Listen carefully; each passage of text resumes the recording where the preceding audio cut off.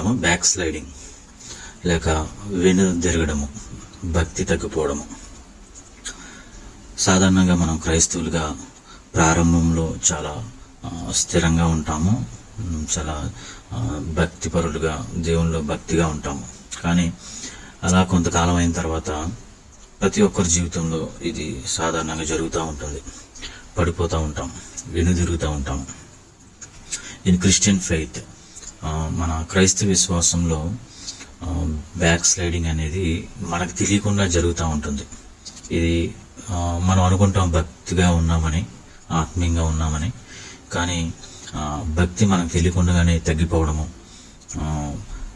ఈ జీవితంలో, క్రైస్తవ జీవితంలో ముందుకు సాగకపోవడము, ఫార్వర్డ్గా వెళ్ళకపోవడము, యాక్చువల్గా దేవునికి వ్యతిరేకంగా, మూవింగ్ అవే ఫ్రమ్ క్రైస్ట్, దేవునికి వ్యతిరేకంగా వెళ్ళడం. మనం మామూలుగా అన్నీ చేస్తూ ఉంటాం.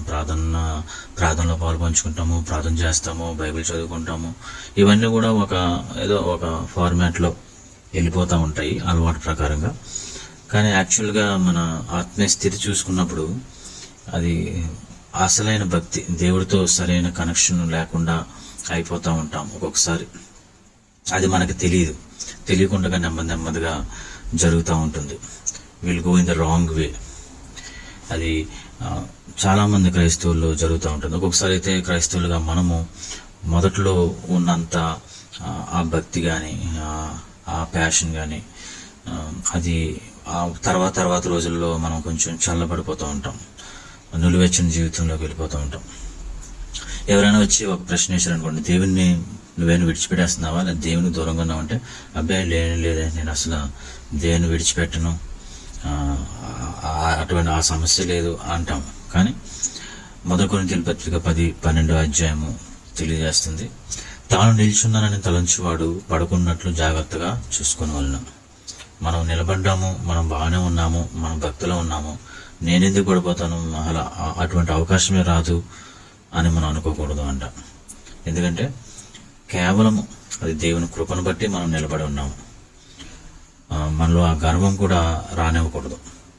ఎందుకంటే అటువంటి గర్వము ఒకవేళ ఉన్నట్లయితే నేను బాగానే ఉన్నాను అనుకుంటే అప్పుడే మనం పడిపోవడం స్టార్ట్ అవుతుంది.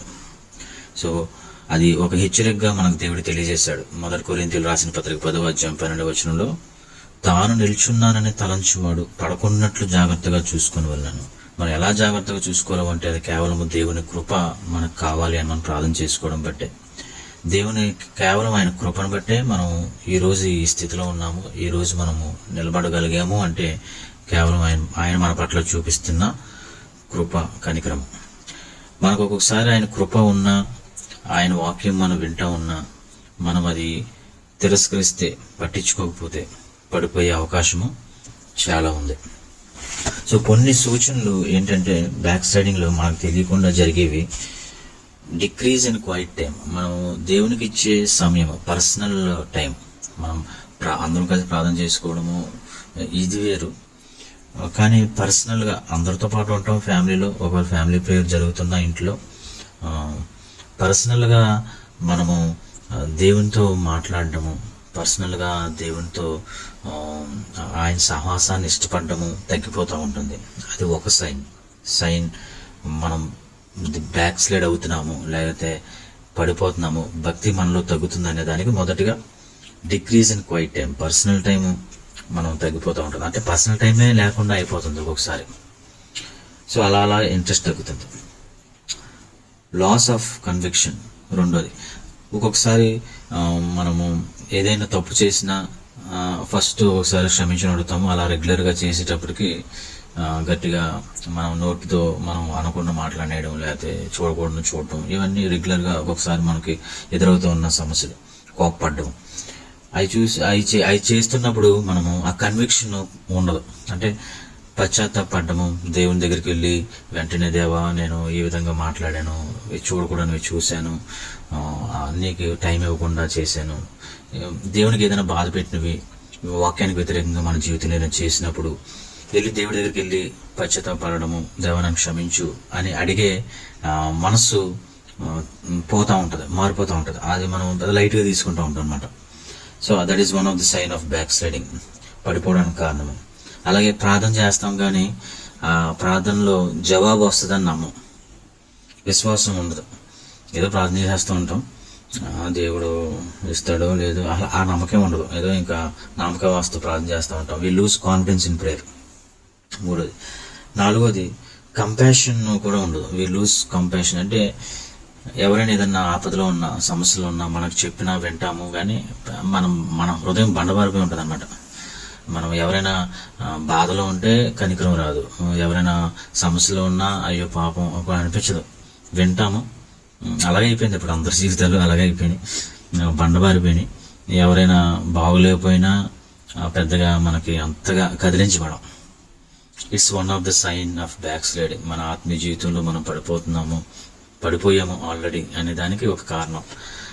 వరదల్లో ఎవరైనా కొట్టిపోయినా వాళ్ళ పాపం వాళ్ళే పోయారులే, వాళ్ళకి అలాగే జరగాలే అని అనుకోవడం. లోకస్తుల్లాగా మనం కూడా అటువంటి మనసు వచ్చేయడం. ఎవరైనా ఇల్లు కూలిపోయినా బాధపడకపోవడం, పాపం అనే ఆ కంపాషన్ హార్ట్, ఆ కనికరం కలిగే మనసు మనకు ఉండదు, పోతుంది అది. అలాగే రక్షణను కూడా చాలా లైట్గా తీసుకోవడం. ఆరోది సహాయం చేయగలిగి కూడా సహాయం చేయలేకపోవడం. ఎవరైనా సహాయం అడిగినా మనం తప్పించుకోవడం, లేక మనం చేయగలిగిన స్థితిలో ఉండి కూడా మనం చేయకపోవడం. సమాజంగా కూడుకోవడం, ఈ విధంగా కలిసి అందరితో కలిసి దేవుని స్తుతించాలని ఆశ తగ్గిపోవడం. సో ఇవి సైన్స్. ఏదో ఒక దాంట్లో మనం ఉంటాం, ఏదో ఒకటి మనకి ఎదురవుతుంది. సో ఇలాంటివి మనం ఉన్నప్పుడు మనము అలర్ట్ అవ్వాలి. We need to be conscious. అంటే బ్యాక్ స్లైడ్ అవుతున్నాను, ఆల్రెడీ బ్యాక్ స్లైడ్ అయ్యాను, సో ఇప్పుడు ఏంటి, బ్యాక్ స్లైడింగ్ అవుతున్నాం, లేకపోతే వెను తిరిగిపోతున్నాం, బెక్ తగ్గిపోతుంది, మనకు తెలియదు తగ్గిపోతుందని. అలాగా మన లైఫ్లో అలా సాగిపోతూ ఉంటాం. మనం ఇంకా పడిపోయామని కూడా మనకి అర్థం కాదు. అలా పడిపోయిన తర్వాత ఇంక మనల్ని ఇంకా వాడుకుంటాడు అనమాట. So what is back sliding? అసలు బ్యాక్ స్లైడింగ్ అంటే ఏంటి అంటే, మనము బైబిల్లోనే చూసినట్లయితే మొదటి రాజులు 11వ అధ్యాయం 10వ వచనంలో దేవుని నుండి మన హృదయం తిప్పుకోవడము. సొలొమోను మనం చూసినప్పుడు ఈ వాక్య భాగంలో సొలొమోను హృదయము ఆయన యొద్ద నుండి తొలగిపోయాను, యెహోవా అతనికి ఇచ్చిన ఆజ్ఞను అతడు గైకొనపోగా యెహోవా అతని మీద కోపగించాను. విశ్వాసం నుండి తొలగిపోవడం వల్ల విశ్వాసము చల్లబడి మొదటి ప్రేమను కోల్పోతాం. అలాగే ప్రకటన 2:4లో మనం చూస్తాం, అయినను మొదట నీకుండిన ప్రేమను వదిలితివి, నీ మీద తప్పు ఒకటి మోపవలసి ఉన్నది అని దేవుడు ఈ వచన భాగంలో చెప్పడం జరుగుతుంది. మనము మొదట ఉన్నంత ప్రేమ దేవుడిలో మనము కనపరచం. మొదట ఎంతో ప్రేమగా, ఎంతో భక్తిగా, ఎంతో ఆత్మీయంగా మనము ఉంటాము, కానీ తర్వాత ఆ ప్రేమ తగ్గిపోతుంది. అదే నెపము ప్రకటన గ్రంథంలో ఆ సంఘానికి దేవుడు చెప్తాడు. అదేవిధంగా సొలొమోను కూడా అప్పటి వరకు భక్తిగా ఉన్న సొలొమోను దేవునికి వ్యతిరేకంగా ఆ సొలొమోను హృదయము తొలగిపోయింది అని మనం చూస్తాం. ఇది కూడా మన జీవితంలో జరుగుతూ ఉంటుంది. ఒకటేంటంటే, పాపము మన హృదయంలో ఉన్నట్లయితే దేవునికి వ్యతిరేకంగా లేదా దేవునికి దూరంగా మనము వెళ్ళిపోతాం. విశ్వాసం తగ్గిపోతూ ఉంటుంది. విశ్వాసం నుండి తొలగిపోవడాన్ని ప్రభువుకు దూరం చేస్తుంది. సో విశ్వాసం నుండి తొలగిపోవడం అనేది క్రమంగా జరిగే విధానం. అంటే ఒకేసారి కాదు, ఇది ఒకేసారి మన జీవితంలో మనం ఎదుర్కోము. Gradual process. Backsliding is a gradual process. నెమ్మదిగా మనకు తెలియకుండానే పడిపోతుంటాం. అలాగే స్లోగా జరుగుతుంది. సో విశ్వాసం నుండి తొలగిపోవడము అనేది నెమ్మదిగా జరుగుతుంది. అది ఎలా ఉంటుందంటే, దేవుని పట్ల ఆసక్తి తగ్గిపోతుంది, బైబిల్ వాక్యము చదవాలనే ఆసక్తి తగ్గుతుంది, తొందరగా చదివేసి మన పనుల్లోకి వెళ్ళిపోతాం. ఏం చదువుతున్నామో పెద్దగా మనం పట్టించుకోం. ఏదో ఇంకా ఆ రోజు బైబిల్ చదవకపోతే ఏదైనా అవుతుందేమో అనే ఫీలింగ్లో మనము జస్ట్ కొన్ని వచనాలు చదువుకొని ఇంకా అయిపోయింది ఆ పని, ఇంకా దేవుడు చూసుకుంటాడులే, నాకు ఈ రోజు ఏం జరగకుండా ఉంటే సరిపోతుంది, దేవుడు నన్ను కాచి కాపాడితే చాలు, ఉద్యోగంలోనే అలాగే ప్రయాణాల్లో కుటుంబంలో ఆరోగ్యం అన్ని విషయాలు దేవుడు కాపాడాలి, ఒకవేళ బైబిల్ చదవకపోతే ఏదైనా అవుతుందేమో అనే భావనలో ఆ భయానికి బైబిల్ వచనాలు చదువుకోవడం, ప్రార్థన చేసుకుని వెళ్ళిపోవడం. అంతేగాని ఒక ఇంటిమేషన్ లేకపోతే ఒక పర్సనల్గా దేవుడితో మనం మాట్లాడాలి అనే ఆసక్తి లేకపోవడం. ప్రార్థన చేస్తాం కానీ నామకాయ వాస్తు చేస్తాం. ఒకసారి నెమ్మదిగా ప్రార్థన కూడా స్కిప్ చేసేస్తూ ఉంటాం, ఫట్ మనం మూవింగ్ చేస్తూ ఉంటాం. సో ఇంకా ఏమవుతుందంటే ఆరాధన పట్ల దేవుణ్ణి ఆరాధించాలని, దేవుని స్తుతించాలని ఆశ తగ్గిపోతుంది, ఆసక్తి ఉండదు. అందరూ పాడుతూ ఉంటాం, మనం పాడుతూ ఉంటాం, కానీ హృదయపూర్వకంగా మనం పాడం. దేవుణ్ణి హృదయపూర్వకంగా మనం స్తుతించాలని ఆశ తగ్గిపోతుంది. అలాగే మన జీవితంలో ఏదైనా జరిగినా కూడా ఇతరులతో సాక్ష్యం పంచుకోవాలనే ఆసక్తి తగ్గిపోతుంది. దేవుని గణపరచాలనే ఆసక్తి ఉండదు. నెమ్మదిగా లోకం వైపుకి వెళ్ళిపోతాం మనం. సో ఇదంతా కూడా చాలా స్లోగా జరుగుతుందంట. ఇది స్లోగా ఇవన్నీ మనం చూస్తూ ఉంటాం. బట్ వన్ థింగ్ మనం గుర్తుపెట్టుకోవాల్సింది ఏంటంటే, చాలా స్లోగా జరుగుతుంది, గ్రాడ్యువల్గా జరుగుతుంది. ఇదంతా ఒక ప్లాన్డ్గా సేటన్ మన జీవితంలో జరిగిస్తూ ఉంటాడు. వాడికి మనము విధేయత చూపించి నెమ్మదిగా మనకు తెలియకుండా వెళ్ళిపోతూ ఉంటాం. సో అకస్మాత్తుగా జరిగిపోవడము లేకపోతే పడిపోవడం అయితే జరగదు. నెమ్మదిగా వెళ్తామంట.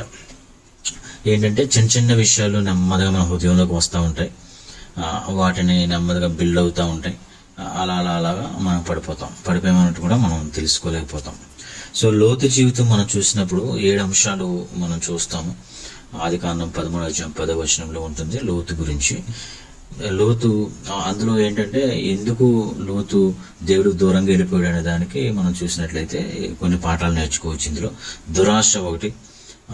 లోతు తన కనులెత్తి యోర్దాన్ ప్రాంతం అంతటిని చూసినప్పుడు ఇంకా దేవుణ్ణి విడిచిపెట్టేసి అక్కడ చూడడానికి చాలా బాగుందని చెప్పి కళ్ళ ద్వారా ఆకర్షణీయంగా చెంది ఇంకా అక్కడికి వెళ్ళిపోయాడు అనమాట. అక్కడికి వెళ్ళి ఉండడం జరిగింది. సో ఏంటంటే, మన కళ్ళు మనం ఏదైనా చూసినప్పుడు అది మనం పొందుకోవాలనుకున్నప్పుడు ఒకసారి దేవుని వాక్యాన్ని కూడా మనము లెక్క చేయము. ఇంకా అది ఎలాగైనా మనం నాకు ఇష్టం, అది కొనుక్కోవాల్సిందే, అది తీసుకోవాల్సిందే. ఇంకా మనకి అది నచ్చితే అది మనం ఎలాగైనా తీసుకోవాలి, ఎలాగైనా మనం తెచ్చుకొని ఇంట్లో పెట్టుకోవాలి, అది ఎంత కాస్ట్ అయినా కూడా. ఇంకా మనం కాంప్రమైజ్ అవ్వం ఆ విషయంలో. మన కళ్ళు దురాశ అనమాట, దురాశ ద్వారా మనం చేస్తాం. లోతు ఆ విధంగానే తన కనులెత్తి ఆ యోర్దాను ప్రాంతం అంతటిని చూశాడు. ఇంకా దేవుణ్ణి అడగలేదు. ఇంకా ఆ విషయంలో, దేవా నేను ఆ ప్రాంతానికి వెళ్ళి ఉండొచ్చా లేదని అడగలేదు. అబ్రహాము అడిగేవాడు కానీ లోతు అడిగేవాడు కాదు. అది చాలా ఆకర్షణీయంగా ఉంది. వెళ్ళిపోయి అక్కడ ఉండడానికి ఇష్టపడ్డాడు. క్రిందన్న వాటిని ఎన్నుకోవడం, ఏమైతే కిందన్న మన లోకంలో ఉన్న వాటి మీద ఎక్కువగా మనం దృష్టి పెట్టడం. ఏది ట్రెండ్ అవుతుంది, ఏది ట్రెండింగ్లో ఉంది, ఏది నేను పొందుకుంటే బాగుంటుంది, ఎవరితో ఉంటే బాగుంటుంది, సొసైటీలో నాకు పేరు కావాలి, అందరితో పాటు నేను కూడా ఉండాలని ఎక్కువగా ఈ లోకం గురించి ఆలోచించడం, ఇతరులు నా గురించి ఏమనుకుంటున్నారో దాని మీద ఎక్కువగా మనము దృష్టి పెట్టడము. అందుకే లోతు ఎత్తైన పర్వతాలకు బదులుగా కిందన్న వాటి మీద పల్లపు మైదాన ప్రాంతాన్ని చూశాడు. అబ్రహాం అయితే ఎత్తైన పర్వతం మీద ఉన్నాడు ఆ టైంలో. లోతు అయితే మాత్రం ఎత్తైన పర్వతంలో ఉండకుండా, దృష్టికి పైకి మార్చకుండా, దేవుని వైపు పెట్టకుండా, రక్షణ వైపు ఉండకుండా, పైన వాటిపై దృష్టి పెట్టకుండా కిందన్న వాటి మీద, లోకం వైపు మీద నడుచుకుని వెళ్ళాడు. మనము కిందన్న వాటిని ఎన్నుకోకుండా మనము దేవునిపై, పైన వాటి మీద మనం దృష్టి ఉంచాలని మనం ఇక్కడ నేర్చుకోవచ్చు. అలాగే రాజీ పడిపోవడం.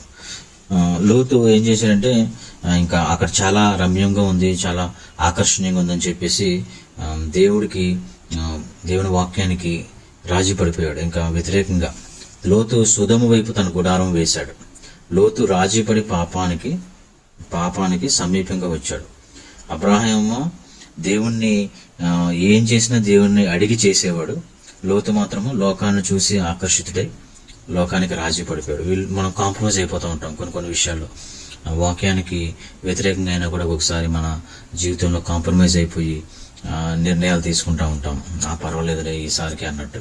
సో ఈ రాజీ పడిపోయిన జీవితం కూడా మన బ్యాక్ స్లైడింగ్లో ఒక సైన్. సో శత్రువుకు లోపడిపోవడం, మనం పాపానికి అవకాశం ఇచ్చేస్తూ ఉంటాము. ఇంకా పశ్చాత్తాపం, ఇందాక అనుకున్నాం కదా, పశ్చాత్తాపం కూడా పడము. ఈ లోతు కూడా అలాగే వెళ్ళి అక్కడ శత్రువులు అక్కడ ఎవరైతే ఉన్నారో అక్కడ తెలుసు లోతుకి అక్కడ లోకం ఉందని, అక్కడ అంత పాపము, సొదొమ గొమొర పాపతో నిండిపోయిందని తెలిసి కూడా అక్కడికి వెళ్ళి నివసించాడు. అక్కడ అందరూ తాగుబోతులని, అక్కడ అందరూ వ్యభిచారం చేసేవాళ్ళని తెలిసి ఆకర్షితుడై లోకంలోకి వెళ్ళిపోయి మరీ అక్కడ వాళ్ళతో పాటు నివసించాడు. వాళ్ళతో పాటు ఒక పెద్దగా కూడా ఉన్నాడు. అది మనం ఆదికాండం 19:1 చూస్తాం. లోతు సొదొమ గవని యొద్ద కూర్చుండెను. గవని యొద్ద ఎవరు కూర్చుంటారు అంటే అందరూ ఆ ఊరి పెద్దలందరూ కూర్చుంటారు. సో ఈ లోతు కూడా అందరు పెద్దలతో, వాళ్ళందరూ లోకస్తులు, వాళ్ళందరూ పాపంతో నింపబడిన వారు, వాళ్ళందరూ కూడా వ్యభిచారులు, భయంకరమైన పాపం ఉన్నవారు సొదొమ గొమొర్రా వాళ్ళు. వాళ్ళతో పాటు వాటి ఉండి మనం ఒకసారి చూసాను మెంబర్స్గా ఉంటాం. అలాగే ఇతను కూడా ఒక మెంబర్గా ఉండి ఆ లోకస్తులతో ఉండి వాళ్ళతో పాటు ఉండడం, వాళ్ళతో పాటు సమయం గడపడం చేసేవాడు. ఎందుకంటే అధికారం కోసం, ఒక పేరు, ఒక సొసైటీలో ఒక పేరు కోసం. సో మనము పాపంతో మాత్రం ఆటలాడకూడదు అని వాక్యం సెలవిస్తుంది. We should not play with sin. మనము మారిపోయిన క్రైస్తవులం కాబట్టి విడిచిపెట్టబడిన పాపంలో విడిచిపెట్టి దాని దూరంగా ఉంటారు. అంతేగాని మనం ఒకసారి ఫర్ ఎగ్జాంపుల్ నాకు డ్రింకింగ్ బాగా అలవాటు అని చెప్పి అలవాటు ఉన్నప్పుడు అది నేను విడిచిపెట్టి బయటకు వచ్చిన తర్వాత ఆ డ్రింకింగ్ చేసే మనుషుల దగ్గరికి వెళ్ళకూడదు, మనం ఆ సమయానికి వెళ్ళకూడదు. లేకపోతే నేను బార్లో కూర్చుని నాకేం అవదులే, నేను మార్పు చెందాను అని ఫ్రెండ్స్తో పాటు బార్లకు వెళ్ళి నాకేం అవ్వదని కూర్చోవడం, అది చాలా రాంగ్. ఎందుకంటే ఎక్కడో దగ్గర మనం టెంప్ట్ అయిపోతాం. సో మనకి పాపానికి దగ్గర చేసేవి, మన పాపంలో పడిపోయే అవకాశాలను కానీ, ఆ స్థలాలు కానీ, ఆ పర్సన్స్ దగ్గరికి దూరంగా ఉండడము చాలా మంచిది. స్త్రీల గురించి ఒకవేళ మనకి అది ఉంటే, ఒకవేళ ఆ వీక్నెస్ ఉంటే వాళ్ళకి ఎంత దూరంగా ఉంటే అంత మంచిది. నాకేం అవ్వదులే, నేను దేవుని నమ్మాను, నాకు దేవుడు చూసుకుంటాడు అనుకుంటే మనం ఏ విధంగా మనం గర్వపడతామో అప్పుడే మనం పడిపోతాం. సో లోక సంబంధమైన పలుకుబడి కానీ, లోక సంబంధమైన ఈ పాపంలో కానీ మనం దూరంగా ఉండడము మన ఆత్మీయ జీవితానికి చాలా మంచిది. అలాగే వినోదాలు, పార్టీలు అవన్నీ మనం చేసుకోవచ్చు గ్యాదరింగ్, కానీ అవే ఎక్కువగా మనం చేసుకోవడం వల్ల కూడా మన ఆత్మీయ జీవితానికి ఎఫెక్ట్ అయ్యే అవకాశం చాలా ఉంది. సో అలాగే మరి తొలగిపోవడానికి అసలైన కారణం ఏంటి? What are the causes of backsliding? ఏకాంత సమయము గడవకపోవడం. మనం ఎందుకు ఈ విధంగా జరుగుతుంది, ఎందుకు ఎత్తిపరాలు అవుతుంది మన లైఫ్? ఒకసారి చాలా ఆత్మీయంగా కనబడతాము, ఒకసారి భక్తి తగ్గిపోతుంది, ఒక్కొక్కసారి స్థిరంగా ఉన్నట్టే ఉంటాము, చాలా దేవుళ్ళు బాగా విశ్వాసంలో ఉంటాము, కానీ ఒకసారి బలహీన పడిపోతూ ఉంటాము. ఎందుకు ఇలా జరుగుతుంది అంటే, మొదటి కారణము బైబిల్ సెలవిస్తుంది, దేవునితో ఏకాంత సమయం గడవకపోవడం, పర్సనల్ టైం మనం దేవుడితో లేకపోవడం. మనం పోయిన వారం కూడా చెప్పుకున్నాం, personal time is very important. మన జీవితమే అందుకు తయారు చేయబడింది అనుకోవాలి. మనం వీఆర్ ఫర్ దట్ ఓన్లీ. మనం క్రియేట్ చేయబడిందే దేవుని స్తుతించడం కోసం. మన దేవుడు ఏర్పాటు చేసుకున్నదే ఆయన స్తుతించడం కోసం. మనల్ని ఆయన మనకి మార్పు ఇచ్చి, అవకాశాన్ని ఇచ్చి, రక్షణ ఇచ్చి, లోకానికి మనల్ని వేరుగా చేశాడు అంటేనే, ఆయన ఇంత చేశాడు మన కోసం, రక్తం కార్చాడు మనల్ని. ఆయన ఎప్పుడో ఈ భూమి ఈ పుట్టక మునిపే ఆయన మనల్ని ఎన్నుకున్నాడు అని బైబిల్లో మనం చూస్తాం. అలాంటప్పుడు మనకున్న main aim, first primary goal of a Christian ఏంటంటే దేవుణ్ణి మహింపరచడం, దేవుణ్ణి ఆరాధించడం, దేవుణ్ణి కనపరచడం. వేరెవరు వీఆర్, మనం ఎక్కడున్నప్పటికీ, మనం ఏ స్థితిలో ఉన్నా, ఏ ప్రాంతంలో ఉన్నా, ఎవరితో ఉన్నా, ఎటువంటి సహవాసంలో ఉన్నా, మనం ఎక్కడుంటే అక్కడ దేవుణ్ణి స్తుతించడం మన ప్రైమరీ గోల్. దెన్ ఇవన్నీ వస్తాయి. ఆ తర్వాత ఫ్యామిలీ, ఆ తర్వాత జాబ్, ఆ తర్వాత మిగతావన్నీ వాట్ ఎవర్ మన లైఫ్లో. ఫస్ట్ ఏకాంత సమయం దేవునితో గడపడం, పర్సనల్గా మనం దేవుడితో ప్రార్థనలో గడపడం. అది 10 నిమిషాలు కావచ్చు, 15 నిమిషాలు కావచ్చు, 20 మినిట్స్ కావచ్చు. ఏదో ఒక టైంలో, రోజులో ఒక టైం మనం తీసుకోవాలి. మార్నింగ్ అయితే చాలా మంచిది. మార్నింగ్ కానీ, మనకున్న అవైలబిలిటీ బట్టి మార్నింగ్ కానీ, ఆఫ్టర్నూన్ కానీ, ఈవినింగ్ కానీ, నైట్ కానీ, ఒక కొద్ది సమయము 10-15 మినిట్స్ మనం అందరికీ వేరైపోయి, పిల్లలకి, భార్యకి, లేకపోతే ఫ్యామిలీ మెంబర్స్ ఎవ్వరూ, ఇంకా మన జాబ్ టెన్షన్స్ ఇవన్నీ పక్కన పెట్టి కొంత సమయం మేడ మీదకి వెళ్ళడమో, లేకపోతే బయటికి వెళ్ళడమో, లేకపోతే ఒక రూమ్లోకి వెళ్ళిపోవడమో, ఒక ప్లేస్ పెట్టుకొని, ఇంకా ఆ దేవుడు అక్కడ వెయిట్ చేస్తున్నాడు ఈ టైంలో. ఫర్ ఎగ్జాంపుల్ 5 గంటలకు దేవుడు వెయిట్ చేస్తున్నాడు, మనము వెళ్ళి కలవాలి అని చెప్పి దేవుణ్ణి కలవడానికి ప్రయత్నం చేయాలి. నేను ఈ వారం చాలా ప్రాక్టీస్ చేశాను. లాస్ట్ టైం మనం మాట్లాడుకున్న ఈ వాక్యము, అది నేను ఒక టైం పెట్టుకున్నా.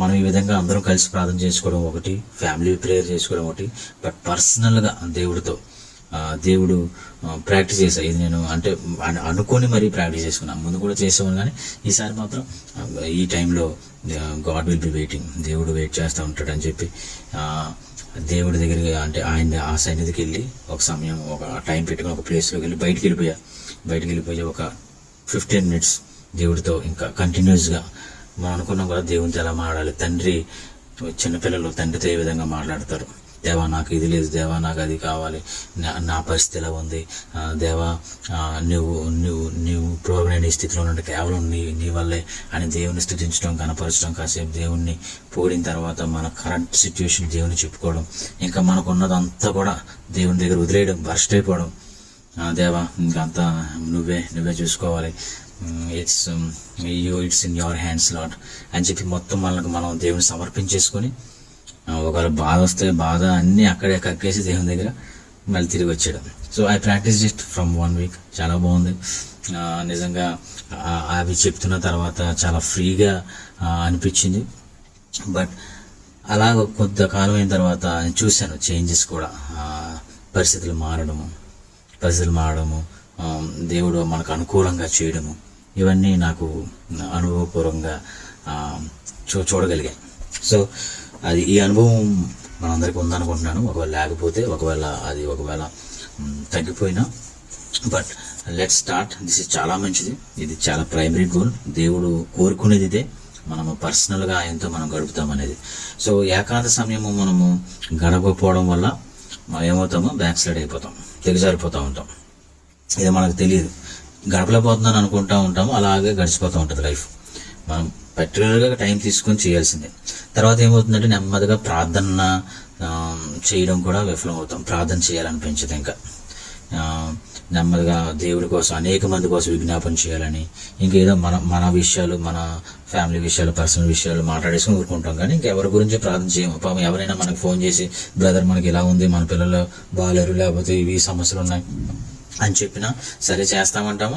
నిజంగా ప్రార్థనల సమయంలో ఆ అంశాలే గుర్తురావు, చెయ్యము. లేకపోతే ఎవరైనా బాగోలేదని తెలిసినా కూడా మనం ఆ ప్రార్థన చెయ్యము. ఎందుకంటే నిజంగా ప్రార్థన చేయాలని ఆసక్తి మనకే తగ్గిపోతుంది, తరచుగా ప్రార్థన చేయము. సో నెమ్మదిగా ఇంకా మిగతా వాళ్ళ కోసం కూడా చేసే ఆసక్తి మనకు ఉండదు. దీనివల్ల కూడా బ్యాక్ స్లైడింగ్ అవుతాం. అలాగే బైబిల్ కూడా మనము చదవబుద్ధి కాదు, ఇంకా నెమ్మదిగా తగ్గిపోతూ ఉంటుంది. ఇవన్నీ ఏంటంటే కాజెస్ ఆఫ్ బ్యాక్ స్లైడింగ్, అసలు కారణాలు, బ్యాక్ స్లైడింగ్ అవడానికి కారణాలు. ఇంకా ఆరాధనలో పాల్గొనడం కూడా మనము కొందరు మానుకొనుచున్నట్టుగా సమాజంగా కూడటం మానుకొనక అంటాడు కదా, ఏప్రిల్ రాసిన 10:10 నెమ్మదిగా అందరితో పాటు ఆరాధించడం కూడా మనం తగ్గిపోతూ ఉంటుంది. పరిశుద్ధాత్మ దేవునికి విధేయత చూపించుకోవడం, పరిశుద్ధాత్మ దేవుడు మన హృదయంలో తెలియజేస్తూ ఉంటాడు, ఇది తప్పు, ఇది ఇలా చేయకూడదని మనం దుఃఖపరుస్తూ ఉంటాం ఆయన్ని. మనం నెమ్మదిగా ఆయన ఇచ్చే కన్విక్షన్ కూడా మనం వ్యతిరేకంగా జీవిస్తాం.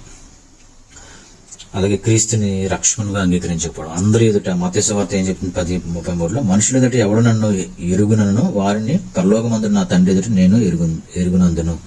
ఎవరైతే అందరి ముందు నన్ను అంగీకరిస్తాడో, నేను యేసయ్యని నమ్ముకుంటానని చెప్తాడో వారినే నేను పరలోకంలో ఎరుగుదును అని చెప్తాను అన్నాడు యేసయ్య. సో మనము అందరి ముందు పబ్లిక్లో యేసయ్యని మేము నమ్ముతున్నాము, మేము క్రైస్తవులము అని చెప్పకుండా ఉండడము, మళ్ళీ వాళ్ళు ఏమనుకుంటారు అనుకోవడము, ఇలాంటివి మన జీవితంలో జరిగితే మాత్రము అది కూడా బ్యాక్ స్లైడింగ్ కారణమే. సో ఇంకా ముగించేద్దాము. What are the results of backsliding? Results ఏంటి మరి? మరియు ఈ విధంగా మనము బ్యాక్ స్లైడ్ అయితే, భక్తి తగ్గిపోతే, మనం వెనుదిరిగితే, రాంగ్ వేలో వెళ్తే, దేవునికి వ్యతిరేకంగా మనం జీవిస్తే, వాక్యానికి మనం సరిగ్గా దృష్టి పెట్టకపోతే, లేదా నామకా వాస్తు క్రైస్తవ జీవితంలో మనం సాగిపోతూ ఉంటే ఏంటి రిజల్ట్స్ ఏంటి, ఫలితాలు ఏంటి, పర్యవసనాలు ఏంటి అంటే ఏమవుతుందంటే మన జీవితంలో నెమ్మది ఉండదు, పీస్ ఉండదు, సంతోషంగా మనం జీవించడం, సంతోషంగా ఉండదు. నవ్వుతూ ఉంటాం కానీ యాక్చువల్గా హృదయంలో సంతోషం ఉండదు, ఆనందం కోల్పోతాం, నెమ్మది ఉండదు, ప్రతిదానికి చిరాకు పడుతూ ఉంటాం, ఫ్రస్ట్రేట్ అవుతూ ఉంటాం, ప్రెషర్ ఫీల్ అవుతూ ఉంటాం, టెన్షన్ పడిపోతూ ఉంటాం, సనుగుతూ ఉంటాం, ఇంకా నిందిస్తూ ఉంటాం, సనుగు వచ్చేస్తూ ఉంటుంది, ఇంకా ఏదైనా కూడా చిరాకు వచ్చేస్తూ ఉంటుంది అనమాట. పక్కన వాళ్ళ మీద మనం చిరాకు చూపించేస్తూ ఉంటాం. తెలిసిపోతూ ఉంటుంది, ఏంటంటే బాబు ఇలా అవుతుంది అనుకుంటారు వాళ్ళు మనల్ని చూసి. పక్కన ఎవరుంటే వాళ్ళ పిల్లలు ఉంటే పిల్లల మీద, భార్య ఉంటే భార్య మీద, భర్త అయితే భార్య మీద మనం చిరాకు చూపించేస్తాం. మనకున్న కోపాన్ని అంతా కూడా వాళ్ళని చూపిస్తూ ఉంటాం. ఇంకా అలా ఏమవుతుందంటే చీకటి మన హృదయంలోకి, మన కుటుంబంలోకి, మన ఇంట్లోకి వచ్చేస్తుంది ఇంకా. సో ఇవన్నీ కూడా పడిపోవడానికి రిజల్ట్స్. పడిపోయిన తర్వాత ఇవన్నీ చెక్ చేసుకోవాలి.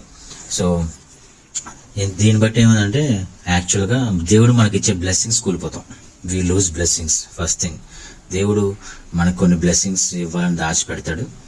అవి కూడా నెమ్మదిగా కూలిపోతాం. మనకు రావాల్సిన బ్లెస్సింగ్స్ పోగొట్టుకుంటాం. వ్యక్తిగతంగా కూడా నష్టం వాటిల్తుంది. వ్యక్తిగతంగా మనం చాలా నష్టపోతాం, ఆర్థికంగానో లేదా ఆరోగ్యపరంగానో, ఏదో ఒకటి. ఇంకా మనం వ్యక్తిగతంగా పర్సనల్ లైఫ్లో, ఫ్యామిలీ లైఫ్లో పోగొట్టుకుంటూ ఉంటాం. కొన్ని సందర్భాల్లో కొంతమంది చెప్తారు ప్రాణ నష్టం కూడా జరుగుతుంది అంటారు. So what ever the reasons, ఇప్పుడు మనం ఒక అర్థమైంది. ఇప్పుడు బ్యాక్ స్లైడింగ్ ఏంటి, బ్యాక్ స్లైడింగ్ వల్ల కారణాలు ఏంటి, ఎందుకు మనము బ్యాక్ స్లైడ్ అవుతాము, ఎందుకు మనం భక్తి తగ్గిపోతుంది, అనేక కారణాలు. రోజు మనం చేయాల్సిన పనులు కూడా ప్రార్థన, ఆరాధించడం దేవుణ్ణి, బైబిల్ చదువుకోవడము, మనస్ఫూర్తిగా దేవుడితో మాట్లాడుకోవడం, ఇవన్నీ తగ్గిపోతాయి. సో దీనికి దేవుడు ఏం చెప్తున్నాడు అంటే ఇర్మియా గ్రంథము 3వ అధ్యాయం 22వ వచనంలో దీనికి దేవుడు ఏం చెప్తున్నాడంటే బ్యాక్ స్లైడర్స్ గురించి, ఎవరైతే అవిశ్వాసంలో ఉన్నవారు వారి కోసం ఏమన్నాడంటే, భ్రష్టులైన బిడ్డలారా తిరిగి రండి, మీ విశ్వాసమును నేను బాగు చేసేదను. Return O faithless sons, I will heal your faithlessness. మీకున్న అవిశ్వాసాన్ని నేను బాగు చేస్తాను అన్నాడు. సో మనం అవిశ్వాసం గుండా వెళ్తున్నామా, భక్తిహీనతలో ఉన్నామా, పడిపోతున్నామా, దిగజారిపోతున్నామా, ఏ కండిషన్ అయినా మనం ఉన్నా, ఏ సిచ్యువేషన్ మనం ఉన్నా, దేవుడి దగ్గరికి వెళ్ళి మనం అడిగితే దేవుడు ఏం చేస్తాడంట, మన అవిశ్వాసాన్ని బాగు చేస్తాడు. అంటే మనకి విశ్వాసం వచ్చేలా కూడా దేవుడే చేస్తాడు. సో అందుకే ప్రతి దానికి మనం దేవుని అడగాల్సిందే. ఆ స్ట్రెంగ్త్ మాకు కావాలి దేవా, నీ శక్తితో నన్ను నింపు దేవా, నీ ఆత్మతో నన్ను నింపు. భ్రష్టులైన బిడ్డలారా తిరిగి రండి, మీ విశ్వాసమును నేను బాగు చేసేదను. ఇదిగో మేము వచ్చున్నాము, నీవే మా దేవుడివై ఉన్నావు. సో గాడ్స్ ప్రామిస్ ఏంటంటే ఈరోజు హోషేయ గ్రంథం 14:4, నేను వారిని గుణపరిచెదను, వారి మీద నా కోపము చల్లారెను, మనస్ఫూర్తిగా వారిని స్నేహించెదను. మళ్ళీ మనం పోగొట్టుకున్న బ్లెస్సింగ్స్ మనం పొందుకోవాలన్నా, వ్యక్తిగతంగా మనము గ్రో అవ్వాలన్నా, ఆత్మీయంగా ఎదగాలన్నా, బైబిల్ బాగా చదువుకొని మనం అది క్రియలో పెట్టాలన్నా, ప్రార్థన చేసుకోవడంలో, అలాగే దేవునితో సమయం గడపాలన్నా, మళ్ళీ దేవుడి దగ్గరికి వెళ్ళాలి. మనము దేవుడే ఇన్వైట్ చేస్తున్నాడు మనల్ని. మనకున్న విశ్వాసాన్ని, పడిపోయిన ఆ మొదటి ప్రేమను దేవుడు మనల్ని ఏమంటున్నాడంటే, నేను మీకు మళ్ళీ ఇస్తాను, నా దగ్గరికి రండి అన్నాడు. వెన్ వి ఆస్క్ గాడ్, దేవుడు మళ్ళీ మనకి ఇస్తాడు, మనకి శక్తిని ఇస్తాడు ఆయన. అందుకే ప్రకటన 2వ అధ్యాయం 10వ వచనం ఉంటుంది, మరణం వరకు నమ్మకంగా ఉండుము, నేను నీకు జీవ కిరీటం ఇచ్చేదను. మన క్రైస్తవులుగా మన పని ఏంటంటే దేవునికి నమ్మకంగా ఉండాలి. నమ్మకంగా ఉన్నప్పుడే దేవుడు మనకి జీవ కిరీటం ఇస్తాడు. దావీదు అంటాడు 101:3 కీర్తనలో, నా కనుల ఎదుట ఏ దుష్కార్యం ఉంచుకొనను, భక్తి మార్గము తొలగిన వారి క్రియలు నాకు అసహ్యములు, అవి నాకు అంటనియ్యను. నా కనుల ఎదుట, మన కనుల ఎదుట ఏ అసహ్యమైన కార్యాలు లేకుండా మనం జాగ్రత్త పడాలి. యేసు వైపే చూస్తూ మనం ముందుకు సాగిపోవాలి. అదే పౌలు అంటాడు ఫిలిప్పీలు 3:14, క్రీస్తు యేసునందు దేవుని ఉన్నతమైన పిలుపునకు కలుగు బహుమానము పొందవలనని గురి వద్దకే పరిగెత్తుచున్నాను.